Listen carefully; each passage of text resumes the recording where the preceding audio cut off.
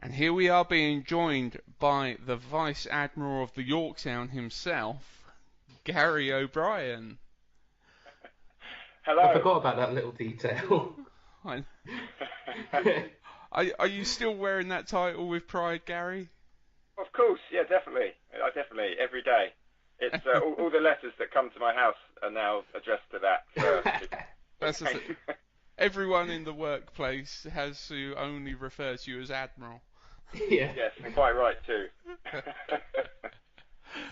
Now, Gary, we're talking to you today because you have just released a brand new fan film, Chase Encounters, and it's Jude and myself have just watched it and we thoroughly enjoyed it.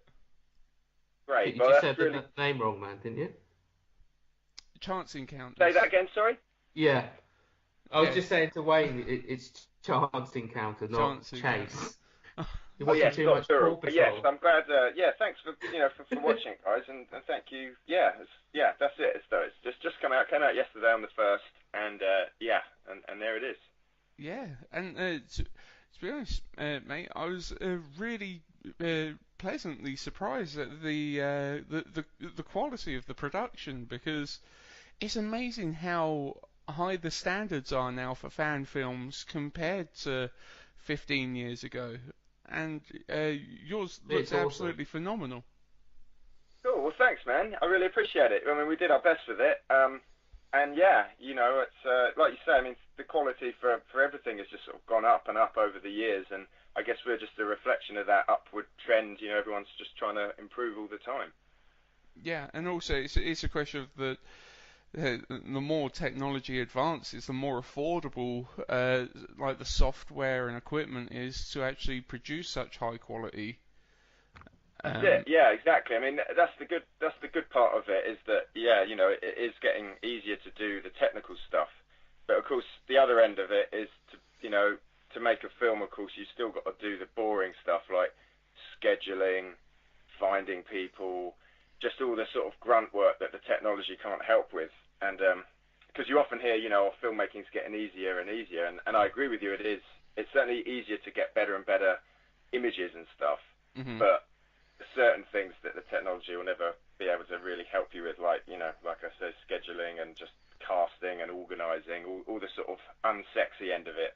I haven't found anything to help that make it easier yet, but who knows, maybe in the future. That's the thing. AI is the way to go. Yeah. So, speaking of the cast, how did you go about casting your fan film? Is it a dedicated group that you've worked with before, or was it new faces coming in? They were all new faces, except for one guy who plays the captain. We got him in. We'd worked with him before, but everybody else we hadn't. And I just went to casting services and just started the process of casting them all. Oh, wow. And so we just met them all just for this project, and made some good friends. Yeah, we all got on really well. So it was a great bunch, it turned out. I honestly thought everyone involved was really good at what they did in this film. Everybody. Cool, yeah, I mean, yeah, good. I mean, we felt that was Paul and I, who Paul's my sort of cohort in all of this. We both felt that we had to get proper actors in, because I think that's one of the things that is often a failing of fan films. It definitely shows, as far as fan films are concerned. Like you can tell that these guys, they know their stuff. Yeah, no, I'm glad that comes across, because that's definitely something that we wanted to make sure that we got proper actors, because it's important. I mean, it's perhaps that and the story have got to be more important than anything else, surely. Yeah. Yeah, and that's the thing. And also, what I enjoyed about it is, as well, it wasn't just your run and gun sort of episode. It was. I enjoy episodes that are very much story driven and narrative driven. I mean, hell, I'm a Kevin Smith fan. I love anything that people just sit down and talk to each other. Right. Yeah. Well, that's Star Trek. That's Star Trek at its best, normally, isn't it? I think, like you say, people sitting and talking. Yeah. Yeah. Yeah. And and I think that was something that we felt that we don't have a great deal of money to make this, and at its best, Star Trek is people sitting and talking. So no money and people sitting and talking seems like a natural kind of match made in heaven, really. So we never really were even tempted to try and do anything more than that, because we just didn't think A, we needed to, and that B, it would really serve the film to try and shoot above our weight in that respect. Mm-hmm. Well, that's the thing. It's not like say we're in the States where they've got multiple sets already built that fan productions can just come straight into with a bridge ready made. Yeah.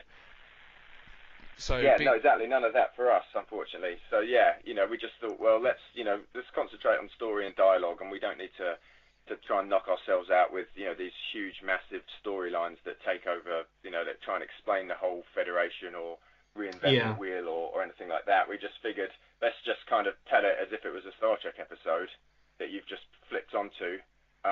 So you don't know the characters, but you get the setup. We don't need to sort of fill all that in for people, because they already know what Star Trek is.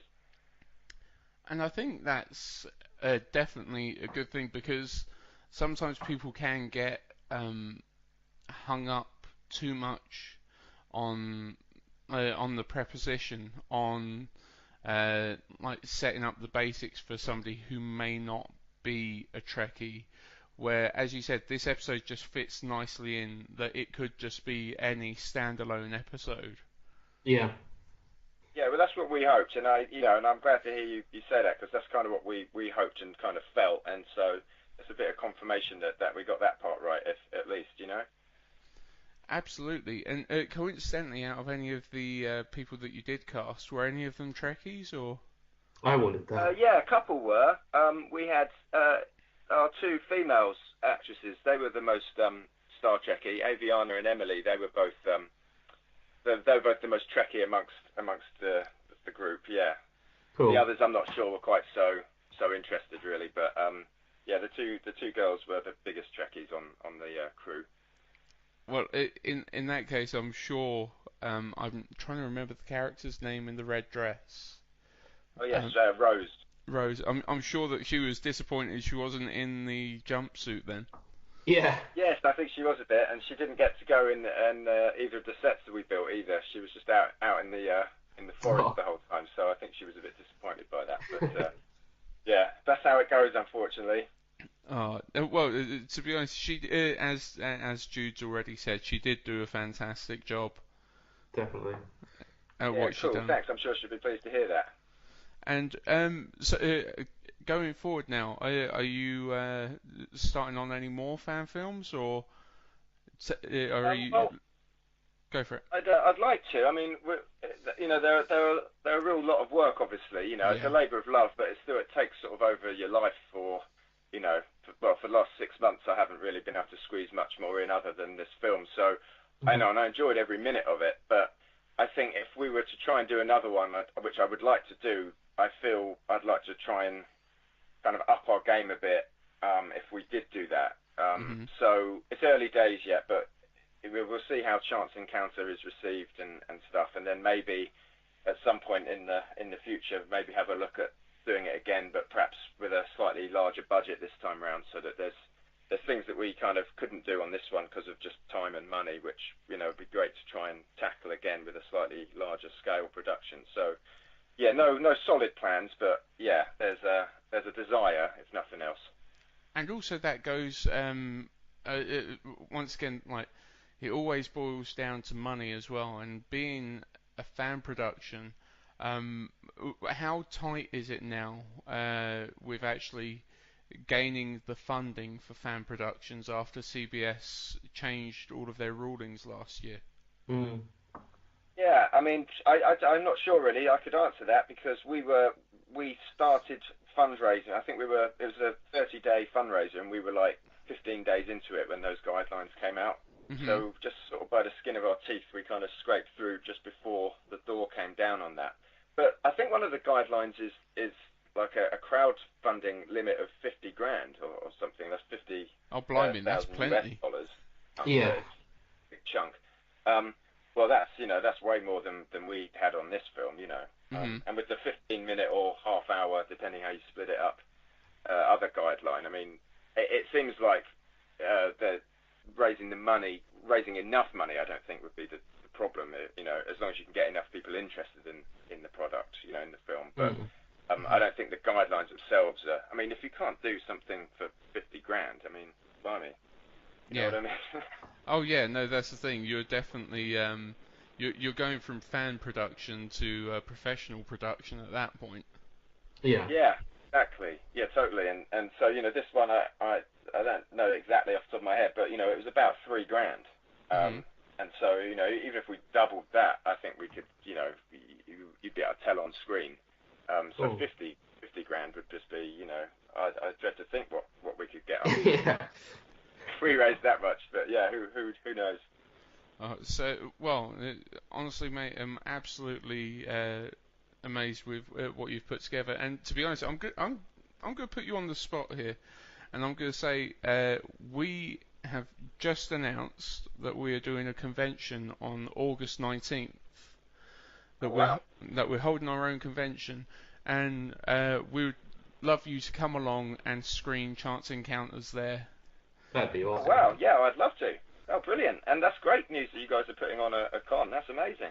Thanks. Yeah, no, the announcement's just gone out with this podcast of all of the details. So, brilliant. Yeah, no. Well, I'm honoured. Thank you. Yeah, great. I'd love to. Excellent. No, thanks, Gary. And then I think it's always nice to watch things in a big crowd as well, and. Yeah, absolutely. Yeah, definitely. I think that's why the cinema is still a night out. It can't quite compare to Netflix on the sofa because there's a vibe and an atmosphere, and you get a group of people together. It's something altogether different, isn't it? Yeah. And add into the con brilliant. element. No, that sounds great, guys. Yeah. So it'll be great to see you at the con, mate. I'm looking forward to it, and looking forward to showing everybody Chance Encounters. Yeah. Likewise, it'd be interesting to get it screened in front of an audience because it's not something that's necessarily going to happen otherwise. So this is, something that would have been nice for us to do. We did sort of tentatively look at screening it somewhere, but it didn't really come to much as of yet. So yeah, I think everyone's going to love it as well, aren't they? Really? I hope so. I'll be watching with bated breath from the back of the room, I guess. Yeah. We could like film it, do some like reaction shots or something. Yes. Oh. Yes. Yeah. Most definitely. So, if anyone wants to check out your movie, dude, plug it away. Where can they go to watch Chance Encounter? They should head to StarTrekShortFilm.com, and the video's right there on the homepage. It's on YouTube.